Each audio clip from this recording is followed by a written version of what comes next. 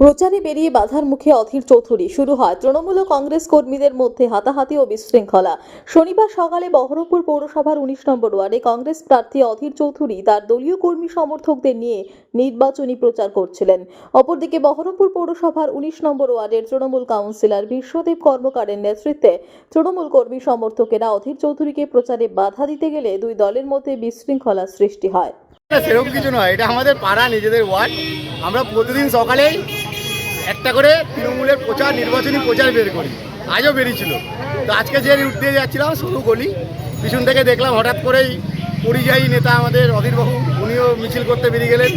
তো উনার সেন্ট্রাল বাহিনী, বিজেপির দেওয়া সেন্ট্রাল বাহিনী, আমাদের যারা কর্মীরা নেতৃত্বরা আছে মিছিল করছিল তাদেরকে ঘুটি দিয়ে ওনাকে সামনে নিয়ে যাওয়ার চেষ্টা করছিল।